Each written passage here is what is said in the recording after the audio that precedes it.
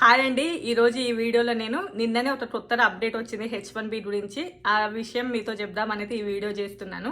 అదేంటి అంటే ఈసారి కూడా అమెరికన్ గవర్నమెంట్ సెకండ్ టైం కూడా లాటరీ ప్రాసెస్ అయితే చేస్తూ ఉంది. నేను ఇదే విషయాన్ని లాస్ట్ టైం ఒకసారి H1B వీడియో చేసినప్పుడు కొంతమంది కామెంట్ చేశారు, అబ్బా నీకు అన్నీ తెలుసా చెప్తున్నావు అని చెప్పేసి. సరే ఒక 3 నెలల తర్వాత చూడండి అని చెప్పాను. సో ఈ రోజు అయితే ఆ అప్డేట్ వచ్చింది. అమెరికన్ గవర్నమెంట్ మళ్ళీ కూడా సెకండ్ టైం కూడా లాటరీ అయితే ఓకే చేసింది అన్నట్లు. సో ఇంకా దీనికి ఏంటంటే బ్యాక్గ్రౌండ్ లో ఏముంటది అనేది చాలా మంది తెలియదు కాబట్టి చెప్తూ ఉన్నాను. ప్రతి సంవత్సరం కూడా అప్లికేషన్స్ అనేది మార్చిలో జరుగుతాయి అన్నట్లు. అంటే లాటరీ ప్రాసెస్ ఏప్రిల్ వరకు ఎంతమందికి ఓకే అయింది అనేసి మొత్తం కూడా తెలిసిపోతుంది. ఎట్ ద సేమ్ టైం ఈసారి కూడా అలానే జరిగింది అన్న. సో మార్చిలో ఓకే అయిన వాళ్ళు ఏంటంటే జూన్ ఎండ్ వరకు వాళ్ళ యొక్క డాక్యుమెంట్స్ అన్ని కూడా సబ్మిట్ చేయాల్సి ఉంటుంది.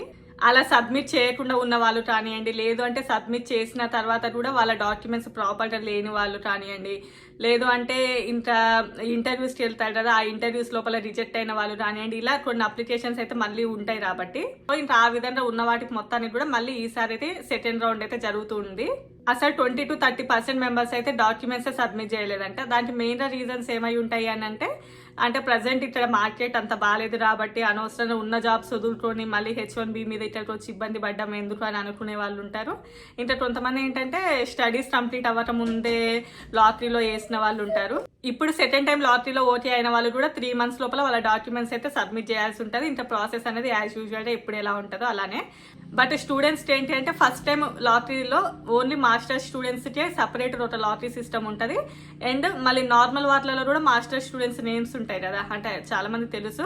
ఓన్లీ మాస్టర్ స్టూడెంట్స్కి 25,000 సపరేట్ లాటరీ సిస్టమ్ ఉంటుంది. అండ్ నార్మల్గా అందరికీ ఉన్న దాంట్లో కూడా వాళ్ళ అప్లికేషన్స్ ఉంటాయి.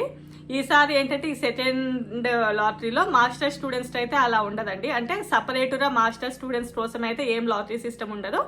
ఓన్లీ అంటే ఇలా అందరికీ ఉన్న దాంట్లోనే మాస్టర్ స్టూడెంట్స్ యొక్క నేమ్స్ కూడా ఉంటాయి అన్నట్లు. వాళ్ళకంటూ స్పెషల్ క్యాప్ అయితే ఏమీ ఉండదు. లాస్ట్ టైం తో పోలిస్తే మాత్రం కాస్ట్ అయితే చాలా వరకు ఇంక్రీజ్ చేశారండి. ఒకప్పుడు $300 అలా ఉంటే ఇప్పుడు $1,300 అలా, అంటే 25 మంది ఎంప్లాయీస్ అంటే తక్కువగా ఉన్న కంపెనీస్ చేసుకున్నట్లయితే సుమారు ₹1,00,000 దాంట్లో పెంచారు. అలా రాకుండా చాలా పెద్ద పెద్ద కంపెనీస్ ఉంటే మాత్రం వాళ్ళకి ఇంకా దాని యొక్క ప్రైస్ సుమారుగా 4 lakhs వరకు కూడా అలా పెంచారంట.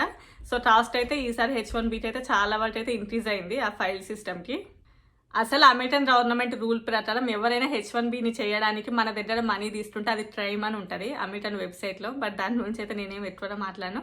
సో ఇంకా ఇది కొత్తగా వచ్చిన అప్డేట్. నేను ఇదే చెప్దామని చెప్పేసి లాస్ట్ టైం నేను చెప్పినప్పుడు అలా అన్నారు కదా, అందుకోసమే వెంటనే ఈ అప్డేట్ మీకు చెప్దామని అయితే వీడియో చేస్తున్నాను.